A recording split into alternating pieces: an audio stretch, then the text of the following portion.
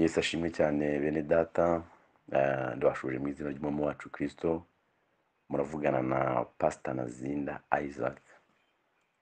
Mbanje kwifuriza umwaka mushya muhire, uzabera umwaka mwiza, umwaka w'umugisha, umwaka wo kwemerwamo n'Imana, umwaka wo kumvirwa n'Uwiteka.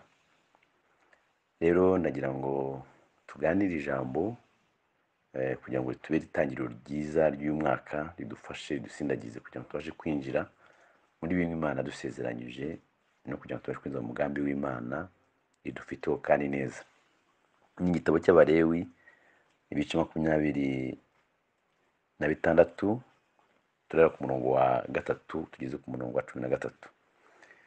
Haravuga ngo nimuhora mwumvira amategeko yanjye, mukitondera ibyo mbategeka, mukabyumvira, nzajya mbavubira imvura mu bihe byayo, ubutaka buzajya bwera imyaka yabwo, ibiti byo mu mirima bizajya byera imbuto zabyo, ihura ryanyu rizagera mu isarura ry'izabibu, iryo sarura rizagera mu biba, muzajya murya ibyo kurya byanyu muhage, mube mu gihugu cyanyu amahoro, kandi nzaha igihugu kugira amahoro, muzaryama ari ntawe bateye ubwoba, kandi nzamaraho inyamaswa z'inkazi, kandi inkota ntizanyura mu gihugu cyanyu.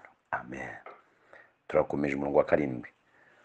Muzirukana ababisha banyu bagushirizwe n'inkota imbere yanyu, abantu muri mwe bazirukana 100, 5 muri mwe bazirukana abantu 100, 100 muri mwe bazirukana abantu inzovu. Ababisha banyu bazagushirizwa n'inkota imbere yanyu. Amen. Haleluya. Reka dukomeze umurongo wa 9.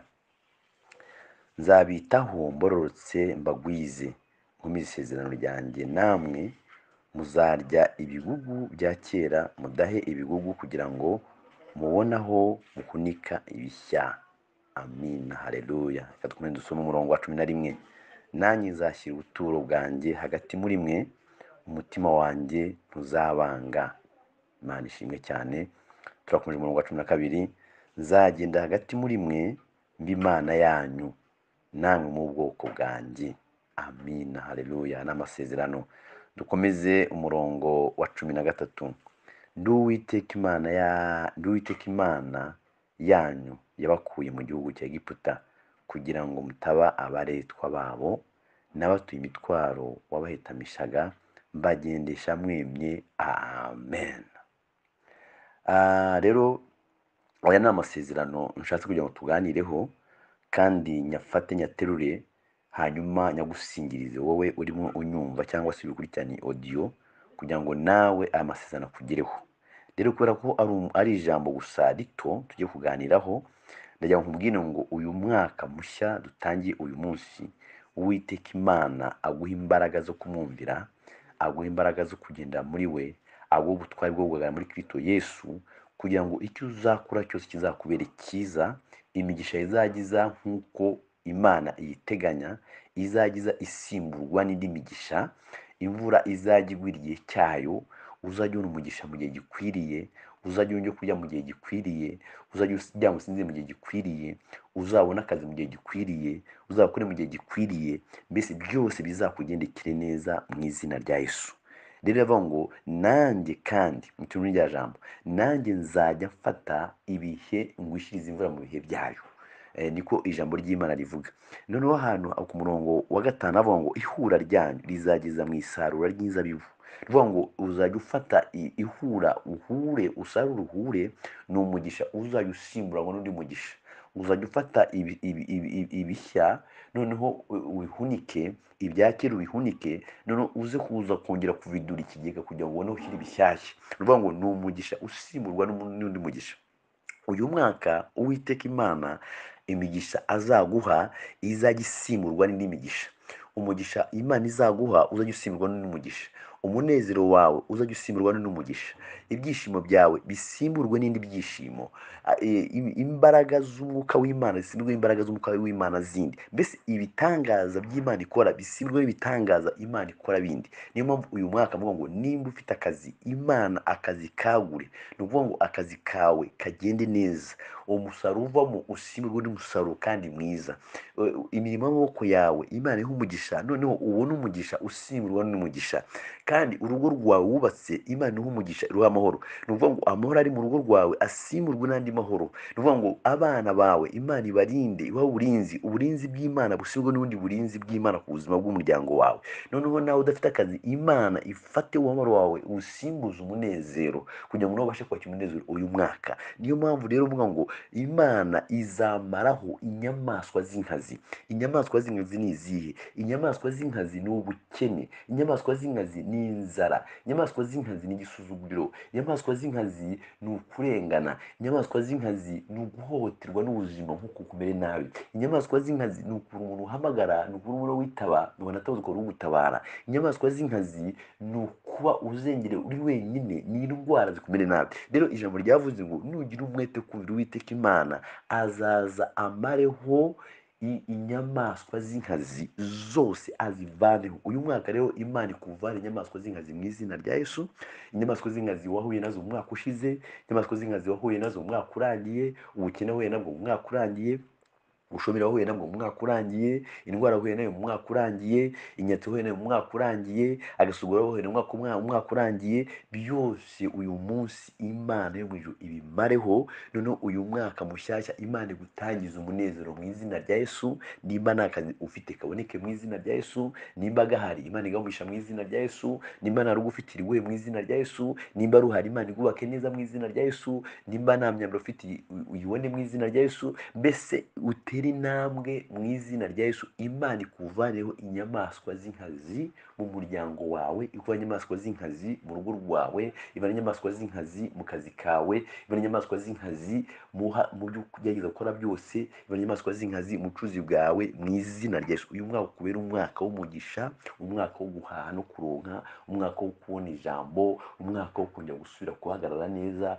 umwaka wo kubana n'Imana neza, umwaka w'umunezero, umwaka w'ibyishimo, umwaka wo kunezerwa. Ni ukuvuga ngo umugisha wawe usimburwe n'umugisha, kandi noneho Imana ikuri inkota, ikuri inkota mu byawe. Imana ikuri inkota yagucumise ukararurira, inkota yagucumise ukarara usuhuza umutima, inkota yagucumise ugakora ugahomba, inkota yagucumise ukakubangamira, inkota yagucumise abana bakarwara, inkota yagucumise akazi kakavamo, inkota yagucumise ukabura amahoro mu kazi, inkota yagucumise mu bucuruzi ntibigende neza, inkota yagucumise abavandimwe bakakwanga, inkota yagucumise ukaba uri wenyine ufite agahinda. Uyu munsi, uyu mwaka mushya niwo ndavuga ngo shinge muri ijambo ry'Imana, Imana ivaneho inkota iwawe, Imana ivane inkota mu gihugu cyawe. Igihugu cyawe ni urwo rugo rwawe, igihugu cyawe ni aho ngaho uhagaze, igihugu cyawe ni aho ngaho ukorera, igihugu cyawe ni aho ngaho ucururiza, igihugu cyawe ni aho mu rugo rwawe, igihugu cyawe ni aho ngaho urimo unyumvira. Imana ikuremo inkota,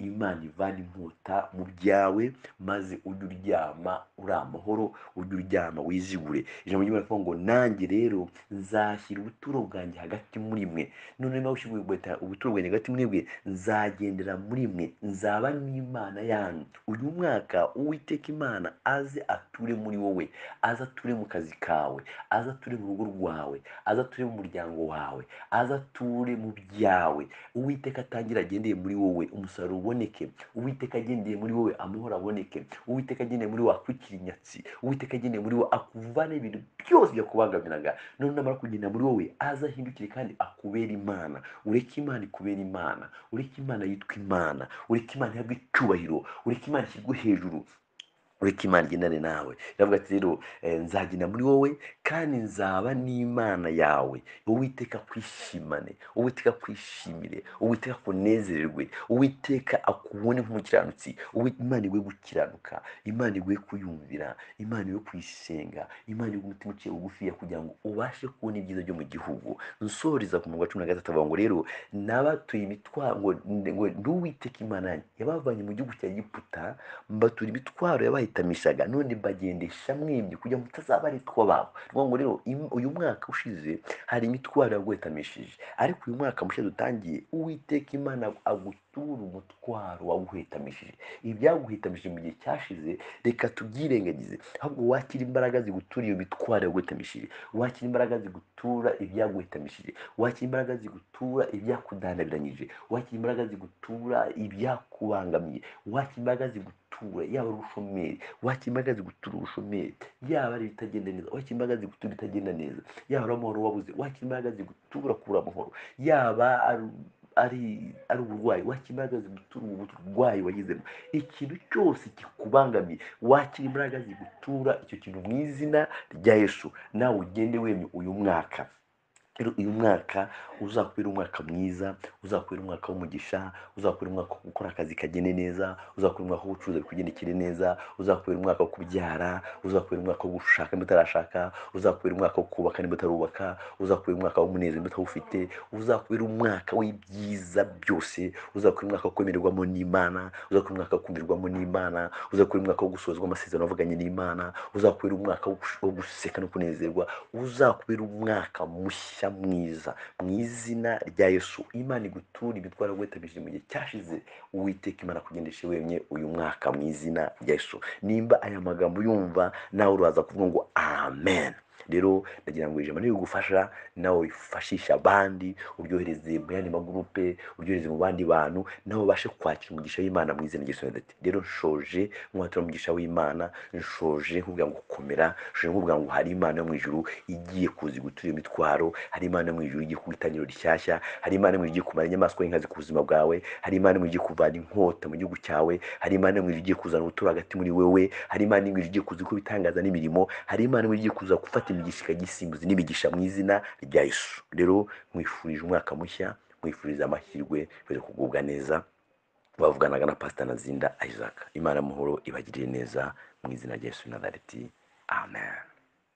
Aragenda ubwo hari ku munsi w'isabato, nuko abayuda babwira ukijwe bati dore uyu munsi ni isabato, kandi amategeko ntiyemera ko wikorera uburiri bwawe.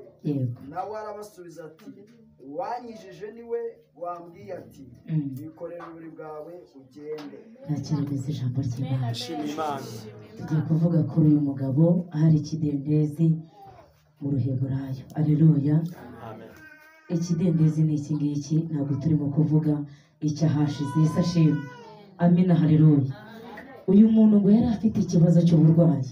Umuntu utararwaye ari umanika ikiganza, ariko warwaye akumva ko indwara ibabaza ari umanikira. Umuntu warwaye akumva ko indwara ibabaza no mu mubiri ubabaza, amanika Yesu abahereza umugisha. Yesu ashimwe. Uyu muntu yari afite uburwayi, kandi ahantu yari ategerereje umuganga umukiza yari bugufi bwaho. Bugira ngo amen. Aho hantu yari kwibaraza ngo hari amabaraza menshi. Ndashaka kuvuga ku iri baraza. Iri baraza umubyeyi ararigendana ntatabarwe. Iyo umuntu ari kwibaraza aranyagirwa, iyo umuntu ari kwibaraza izuba rirava, iyo umuntu ari kwibaraza n'umuyaga yuje wihanganira. Yesu ashimwe. Hari amabaraza iyo marayika yazaga umuntu wabaga afite umurwaza. Umuntu ufite umurwaza abatandukanye n'utagira umurwaza wirwajije. Yesu ashimwe. Igihe cyose abaregeye abwira umurwaza ati ndakwingize nturangare, muganga ataza n'imiti akabura uyifata. Kandi iyo umuntu arwajije nawe ahora arekereje. Yesu ashimwe. Ariko umwe muri bo amaze imyaka myinshi cyane. Ni twebwe turi hano. Byari kuwa gatandatu. Haleluya. Uyu munsi wa none uburwayi ni bwinshi umaranye igihe. Mu myaka umaze ukijijwe, mu gihe umaze waramenye Yesu, ni mbese ku ruhande rwawe ufite igihe umaze waramenye Yesu, ufite igihe umaze nawe ubwakuzi, naho umurindiriye, naho umutegerereje. Aya mabaraza yari menshi, hazaga abantu baturutse i Kigali, abaturutse i Kagugu, abaturutse Nyabugogo, n'abaturutse i Kabuga twabaga duhari, kuko twari dutegereje muganga. Ndashaka kukubwira ikintu kimwe kikubwira ngo ese ko uyu muntu yari kwibaraza, yari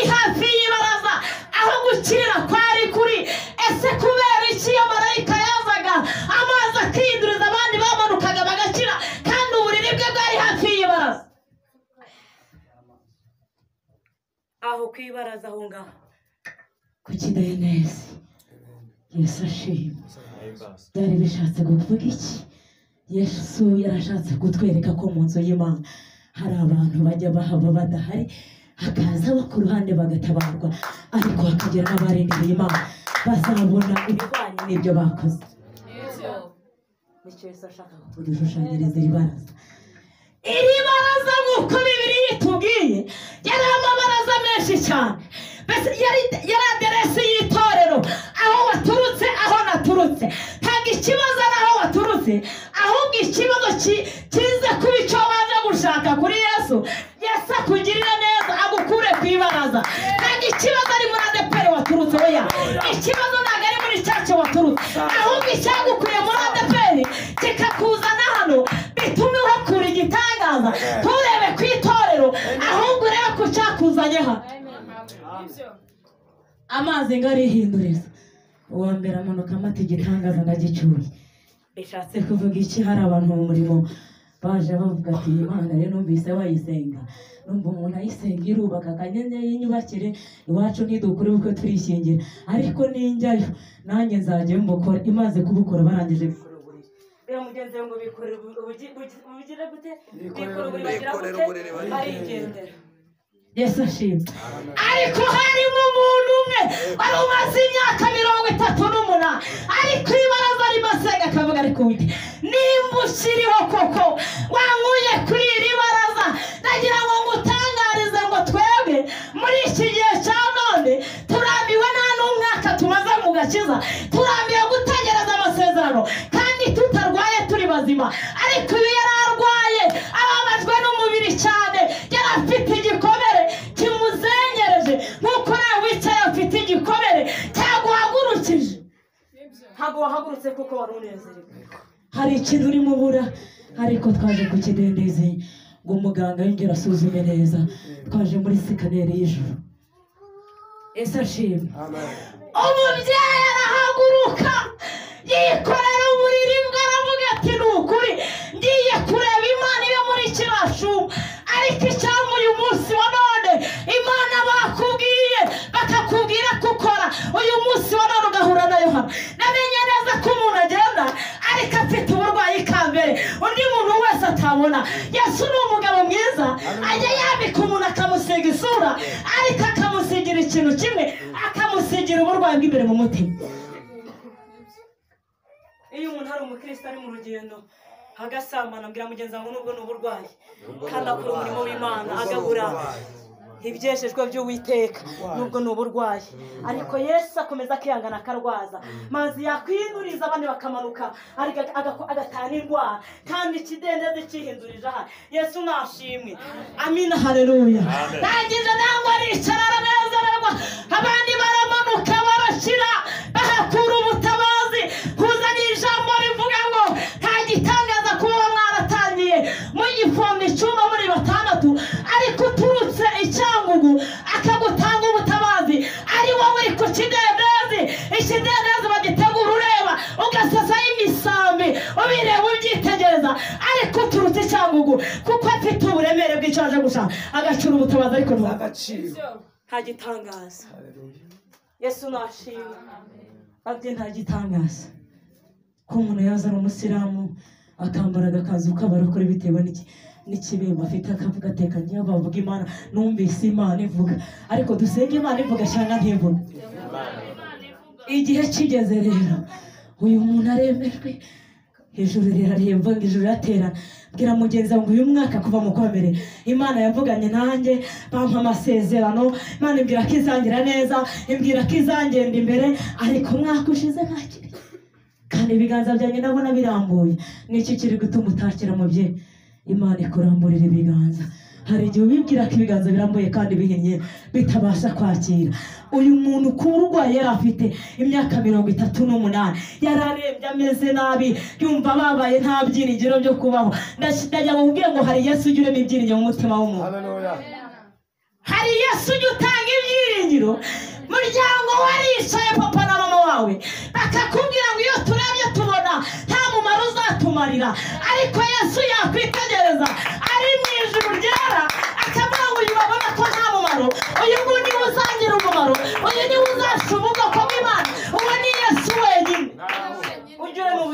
ubuzima ku buzima bw'umuntu isaha n'isaha bagatangira kubazanya abakuvuze ngo ntibishaka gutonda umurongo narinje kukubwira ngo Imana itere abantu kugutonda umurongo babonye ko nta musaruro mbese Imana iguhindukize bituma urebana nabo mu maso mbese bagusome imbuto y'icyoboka ko nta musaruro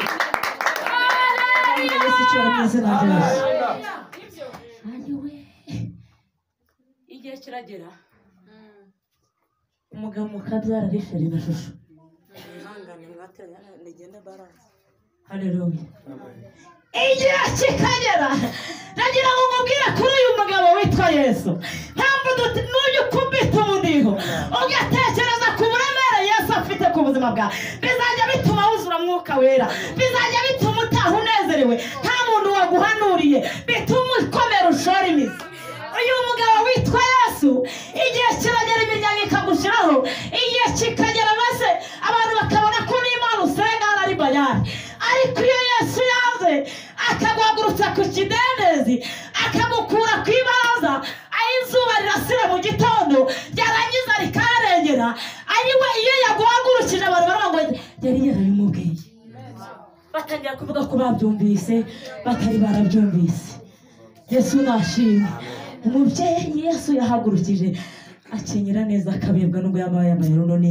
arabebwa kuko Yesu yamuhagurukije ku ibaraza haleluya umuhanuzi Yesu yahagurukije arahanura ibintu bye bikwemerwa ariko iyo mu mugongo hariyo tawa niyo hano iby'ukuri ntabwo abantu babyumva niyo umuntu mubwiye ikibazo ntabwo ajya abasha kucyumva bitewe n'uko utarahaguruka ku ibaraza aya mabaraza rero mumaze igihe kinini kuva mu kwezi kwa mbere uri ku ibaraza ryo gutegereza kuva mu kwezi kwa mbere izuba riba rikakurengeraho kugeza muri uku kwa 12 kuri uko buri minsi mike ngo umwaka urangire byibuze nawe Imana ikora ikintu gituma byibura aho wasengeye bari bakuze kera bahindura amagambo avuga tura mubyeyi twajyaga tubona azinduka ntacyo akora nta murimo afite ariko tubonye Imana ikora ariko Imana ikore byibura twamamaza inkuru nziza abantu babonye ko ntacyo tuzimarira byibura nabo tujye tubarangira aho twavomeye aho twaje ku iriba rya Yakobo Imana ihindura amazina mwe ababyeyi ndashaka kukubwira ku gitangaza umuntu yahagurukanye bitewe ko yari yihanganye agategereza nje kukubwira ngo ihangane igutindije niyo yomora iki niyo yomora inguma kandi igutegeye iyo utabawe ntabwo ujya usubira inyuma ndagira ngo ngutangarize ngo iyo Yesu atabaye ntabwo ujya ukata ikorosi ngo usubire inyuma ahubwo wavanse ujya imbere ugatangira kubona ineza y'Imana ariko iyo utarabona kugira neza kwa Yesu wumva Yesu bamuvuga ukumva ni inkuru hari igihe Yesu bamuvuga ukumva ari inkuru murakoze ati nabonye Imana itabara ukumva ni inkuru ariko iyo Yesu atari ku buzima bwawe ufashwe nawe ukubwiye ngo ufashwe ariko iyo utaramubona umwumva mu binyamakuru uyu muntu ngo arihangana abandi barakira bakamanuka amabibe bagakira abarwayi ba sida bagakira aba diabete bagakira ngira mugenzi wawe ngo nta ndwara n'imwe Yesu ari buyigire uyu munsi birashoboka ko rero ufite zo kujya kubarwa Yesu ari bubirangiriza ahangaha haleluya haleluya ayiwe icyamu uyu munsi uruguma watangiranye kuva 2020 kugeza uyu munsi wa none 2023 Imana ikarukomora mbese iyo Yesu akomoye inguma ufite umera nk'umuntu bari bikoreye isafuriya cyangwa se inzu mbese uracya mu maso hakagaragara ariko ifite uruguma uretse Yesu womora nta wundi wakomora hangije ngarategereza abandi ngo marayika yaza ngo bafite abarwaza n'ubushobozi bakabamanuramo hari ndagira ngo nkubwire ngo kwa Yesu nta ubushobozi ni ugukiranuka kwezwa amanywa na nijoro ugakomeza inzira ijya ku musaraba wa mubyeyi ugakomeza inzira ijya ku musaraba ubutabazi buri hagati wa mugabo ugakomeza inzira ijya ku musaraba ugakomera ku gakiza ugafata Yesu ku kinyita ukamubwira ngo nyiruzirike ku kinyita ndakwinginze ntundekure kuko Yesu yaziritse umugabo ku kinyita aragenda agatandukana n'abandi bagabo niyo umubonye mu muhanda mubonamo ijambo ry'Imana ariko we Yesu yakoye ku kinyita haleluya umubone nk'umunyamahanga wese numvise mwakirana neza murakirana mu kwita akantu kugeza igihe Yesu azagera gute azagutwarira arategereza arihangana izuba riba ryinshi hari aho yageze no kwikura amazi biramunanira mbwira mugenzi wawe ngo Imana iturinde ubukene bwo mu mwuka. Imana iturinde ubukene bwo mu mwuka. Bahano Imana iturinde inzara yo mu mwuka. Umuhanuzi ufite inzara yo mu mwuka areba umugore akamubonamo umukobwa, ntabwo ajya yitandukanira.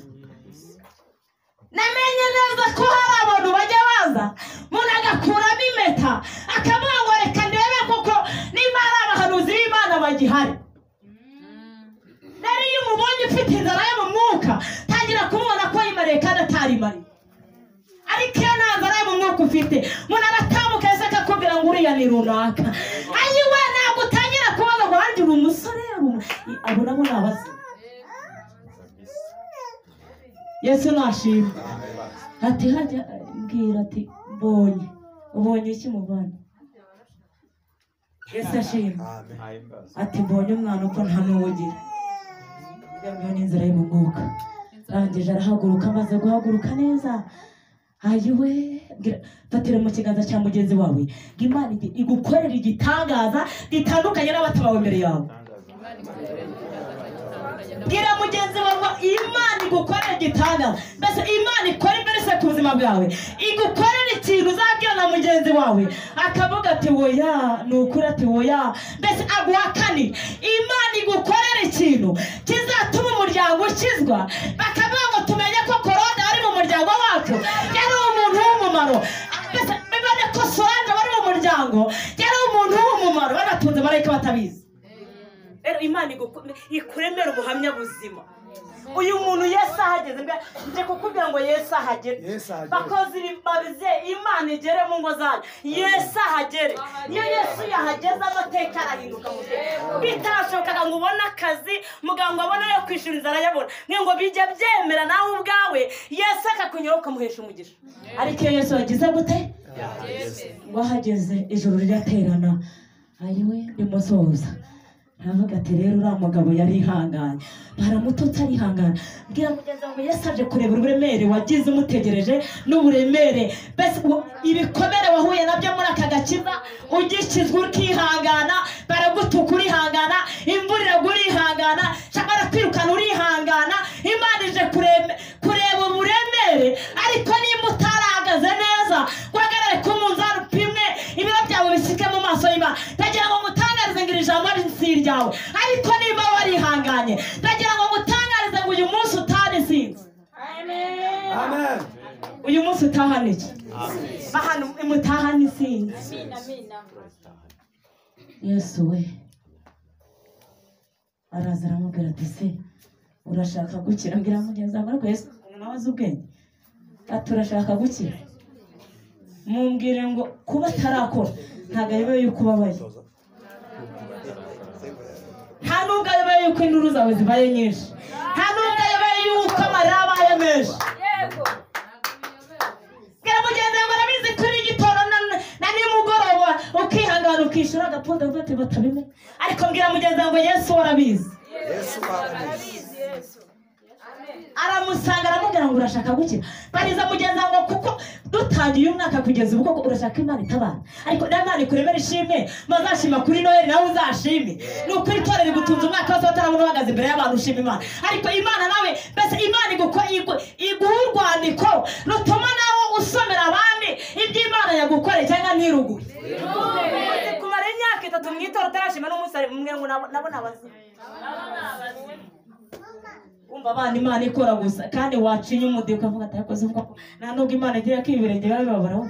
Hari abantu batagiciye umudiho, ariko wowe wiziritse kuri Yesu. Najya nkubwira ngo hari igitondo cy'ubuzima ku buzima bwawe. Hari umuzi Yesu aje kurandura kandi ukazaranduka abantu bakamenya ko twasenze. Ntabwo twasaze, nta nubwo twayobye. Ntabwo Imana yateranye abagabo bangana batya kugira ngo tuvuge Imana tutabonye. Twabonye Imana ikora, twabonye Imana ikiza abantu, twabonye Imana mbese ubuntu bw'Imana baraduhagije. Icyo tugomba kwambara nk'ikamba ni ugukiranuka gusa, mbona ubwiza bw'Imana bukatugendaho. Aravuga ati koko urashaka gukira? Mbwiza urabishaka? Namwata ariko Yesu nawe ndebera nk'ibintu mbaza nawe ubireba ukuntu umeze. Aravuga ati databuja. Haleluya. Rangije aca bugufi nk'uko mwaciye bugufi. Kuba wicaye ntabwo ari uko utagira intebe wawe zirahari. ndetse nziza, ariko ko bw'icyubahiro wagonze ukavuga ngo Mana nje kukaragwa, bishatse kuvuga iki? Wabwiye Imana ati nayamanitse, ndabona ibintu bikomeye, rero naje kukaragwa, nagize gute? Nayamanitse. Iby'icyubahiro ni hari hanze, turabisubirana mu kanya. Nayamanitse, bitari ibintu bikomeye, wayamanitse. Rero iyo umuntu amanitse amaboko bigaragaza ko yatsinzwe. Arangije aramubwira ati nimba ushaka gukira reka nkubwire ikintu cya mbere. Muzi igitangazo umuntu yahuye nacyo kiruta icy'abandi. Yesu yaritegereje abona amazi barayatobye, abiyuhagiye bafite ibibembe, bari barwaye sida, bari bafite diyabete zanze gukira, bari bafite umwijima, bafite ibikomere. Aravuga ati mwana kuko wihanganye, kuko wagize gute? Ikore uburiri bwawe ugende, nta mpamvu yo kujya mu mazi hariya. Njyewe Yesu iyo naje ibintu byose birashoboka. Ntabwo tuzabura abanyegiputa hariya. Aramubwira ati nkurikije ko bavuga ubutumwa ngo mwihanganye mugahondagurwa, rero mugahura n'inzara yo mu butayu mukihangana, mukiriza mugasenga yitatu, mugategereza mukumva ijwi mukumva wapi. Ariko Imana ndayikunda, iyo yibona warize byacitse irakubwira ati nzakugira neza. Nubwo afite ibiro bingana n'ibya nitubyibuka uvuga ati Imana imwe izagira neza, kidateze gupfa ngo wenda muvuge ngo wenda ntibizasohora akanyirindi. Bwira mugenzi ngo rindira Yesu, umurindirira aho uri, umurindire mu nzu y'Imana. Hari igitondo cy'ubuzima ku buzima bwawe, hari igitondo cyo guseka, mbese mu maso yawe hagacya. Arangije aramubwira ati haguruka. Bwira mugenzi ngo Imana iravuze ngo niwakira guhaguruka. Uyu ni Yesu abibwiye umurwayi. Bwira mugenzi ngo uyu mwaka uri murangira niwakire guhagurutswa na Yesu mu izina rya Yesu. Aramubwira ati haguruka. Amaze guhaguruka aramubwira ati nshingiye ko ijuru ryateranye tukabona ukuntu wababaye, ikorera uburiri bwawe wigende ntumbye mu mazi ngo hari kuwa gatandatu. Arangije yikorera uburiri bwe agira gute? Arigendera. Mu yandi magambo makeya nari mvuze ngo mubwire niwakire guhagurutswa n'Imana. Ikorera uburiri bwawe, wikorera umutwaro wawe, ubwire abantu ngo ni ukuri nabonye Imana na 23 byibura na 24 uzayijyemo. Hari amateka yahindutse uko abantu bari bakuzi bitandukanye n'uyu mwaka tugiye kwinjamo ku buzima bwawe, kandi uko Imana yari ikuzi. Mbese wongere ugirane ubusabane n'Imana. Baramubwira ati ngo kuwa gatandatu, nese uyu munsi ni kuwa kangahe? Ni kuwa kangahe? Arangije arahaguruka yikora buri bwo arigendera. Abana ati uriya muntu waboreye hariya kira gute? Ngira mugenzi wawe Imana igukora ikintu gituma abanyesha n'abari bakuri inyuma, ni ukuri bakurekura bamenye ko ari Imana yakoze. Arababwira ati ntegereza ko mutarimo harimo munditse. Arababwira ati rero uwankije n'abagize gute? Niwe wambwiye ngo nikora uburiri bwanjye ngira gute? Nigendere. Mu yandi magambo nashatse kukubwira ngo irembo rumazeho igihe, ikigeragezo rumazeho igihe kinini. Yesu aravuze ngo hari intebe y'isuzuguriro Imana guhagurukijeho, niwakire guhaguruka mu izina rya Yesu. Wa mukobwa we, wa mubyeyi we, bavuga ko iwanyu nta wubaka, hari intebe Yesu aguhagurukije kuvuga ngo ngiyi intebe y'icyubahiro wubake bizakomere, Yesu azakunezererwe kandi aguherezo ryiza. Barangije ngo baramubaza ngo byagenze gute? Arababwira ati kuwa gatandatu. Yesu navuze mu minsi yose ntabwo se umuntu akiza. Inama yawe ivuze kuwa gatandatu wayereka se kabura. Yikorera uburiri, yaciye igitangaza gitandukanye n'iby'abandi. Bandi baciye ibitangaza byo kujya mu mazi bakibira, ariko yaciye igitangaza mumbwira ngo Musa havuye ari uruhinja. Mu myaka umaze myinshi, Yesu nashimwe, myinshi ntabwo nzi igihe mwatangiriye hano, ariko mwatangiye bavuga ati ariko nabo barasaze ko. None se ubu mwarasaze koko?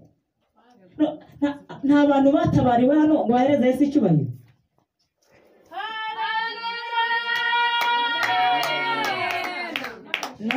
Natwe twaje kandi turacura iki? Igitangaza. Ibintu tubikora ubona ko bidashoboka, ariko kwa Yesu birashoboka. Ngira mugenzi wawe kwa Yesu bijya gute? Acyura igitangaza, yikora buri bwo aragenda. Ndajya kuvuga ngo hari Yesu ujya kuba umuntu umugabo akajya atambuka akabona ko ari umugabo. Hari Yesu ujya utanga icyubahiro umuvuga butumwa ukajya uvuga Imana bikemera. Yesu nashimwe. Imana yambwiye mu magambo, hari abantu Imana ibohora. Hari abantu bari bameze nk'abazirikiye ku nkingi. Buriya iyo ihene iziritse igenda, ariko ntabwo hari aho itarenga. Hari abantu bari baziritse mu Yesu ashimwe cyane. Ndagira ngo mbifurize Noheli nziza n'umwaka mushya muhire. Dushima n'Imana kuko itugejeje kuri uyu munsi wa Noheli ndetse n'umwaka mushya.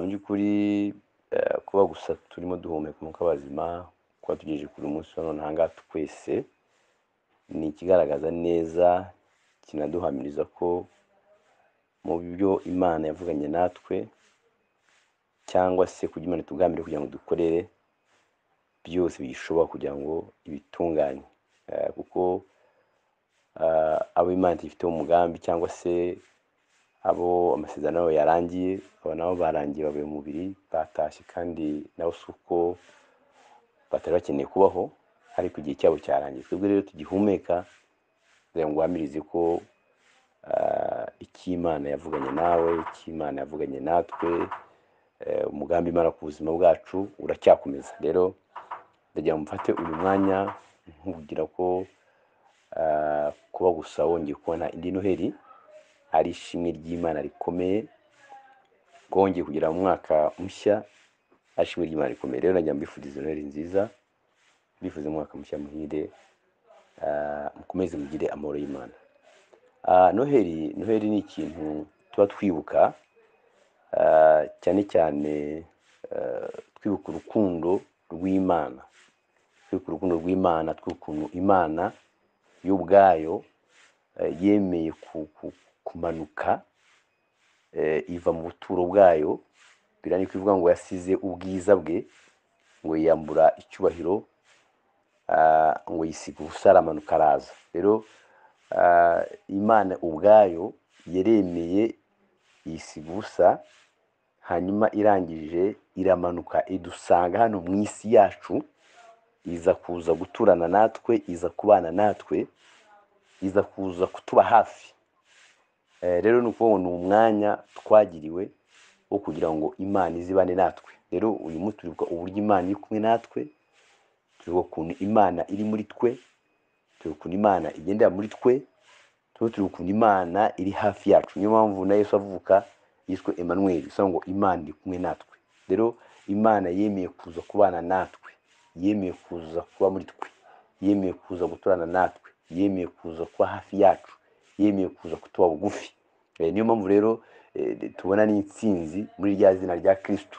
Niyo mpamvu bivuga ngo nubwo abanje kugira akamero kameze nk'ak'Imana, kuko yemeye kwisiga ubusa, ngo aramanuka. Ni ukuvuga ngo yari afite byose, yari afite igitaramo cyiza mu ijuru, yari afite abamarayika bamuha icyubahiro, yari afite ibizima bine bimuha icyubahiro, yari yubashywe, yari afite amakerubi n'amasarafi, ariko yemera kuhagurukamo, yemera kubivamo, aramanuka yisiga ibyo byose, arabyiyambura, aza mu isi guturana natwe, guturana nawe, kugira ngo numushaka umubone, numutabaza gutabare, numuhamagara kwitabe, numubwira yumve. Araza. Biravuga ngo rero ngo biravuga ngo dore umwana yatuvukiye, azitwa Emmanuel, Imana ikomeye cyane. Kuvuga ngo turi kumwe n'Imana ikomeye cyane, igitangaza, turi kumwe n'Imana ikora ibitangaza n'imirimo. Niyo mpamvu usanga mu izina rya Yesu indwara zikira, mu izina rya Yesu abadayimoni bagenda, mu izina rya Yesu byose bisobanuka. Kubera iki? Nuko ari kumwe natwe, nuko ari Imana ikomeye cyane, nuko yitwa igitangaza. Aho Yesu ageze igitangaza rero kiraba. Rero ntabwo twibuka ngo turye tumwe gusa, twibuka neza ko Imana yemeye kuza kubana natwe muri iyi si, twibuka neza ko turi kumwe n'Imana ikomeye cyane muri iyi si, twibuka neza ko turi kumwe n'Imana ikora igitangaza muri iyi si, twibuka neza ko turi kumwe n'umujyanama ukomeye cyane muri iyi si, twibuka ko turi kumwe na Data wa twese uhoraho muri iyi si. Rero turi kumwe n'ubutware, turi kumwe n'ubushobozi, turi kumwe n'ubwami buremereye. Niyo mpamvu tutagomba gutinya. Rero kuva uriho gihumeka umwuka w'abazima, wibuke Noheli, uzize Noheli, ariko wumva ko uri kumwe n'Imana, wumva ko Imana yaje kubana nawe. Rero nagira ngo mbifurize Noheli nziza, mbifurize igihe cyiza, mbifurize guhora muri Kristo Yesu, mbifurize gutsinda muri Kristo Yesu, mbibutse ko abakristo nyabakristo beza bahamye, mbibutse yuko igihe kizagera tukongera tukimurwa muri iyi si, none tukajya kubana na Data wa twese akaramata. Iyi si tuyirimo turi nk'abagenzi, nubwo yaje kuyiturindiramo, nubwo yaje kuyibanamo natwe, nubwo yemeye kwisiga ubusa akaza hano, ariko hari igihe tuzongera tuyivananemo, tuyisohokemo, noneho tujye kwa data, noneho tujye haduteguriye, tujyeho aho tugiye guhimbirwa no kwishimira. Rero tuzayivamo tujye kubana data akaramata ku gihe tukirimo, mureke tuyibemo neza dukiranuka kandi tugwiza n'urukundo muri twebwe, kugira ngo umwami wacu twizeye, kugira ngo imana yacu iri kumwe natwe, kugira ngo imana yemeye gusiga ubusa ikaza ikadusanga hano hantu tutayikoze isoni, ahubwo twemeye tuheze icyubahiro. Rero nagira ngo mbifurize noheri nziza n'umwaka mushya muhire. Imana amahoro ikomeze ibahe umugisha kandi ikomeze gusenga kwanyu, ihaze no kwifuza kwanyu, n'itangiriro ry'umwaka rizabagereho, byose bagereho mu izina ry'Yesu Nazareti. Amen.